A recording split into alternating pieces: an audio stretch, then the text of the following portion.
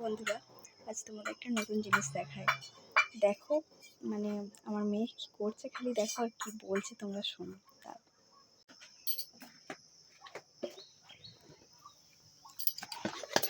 কি করছিস তুই? ভুঁড়ি ফেলা। হ্যাঁ, ভুঁড়ি ফেলা। কি করে?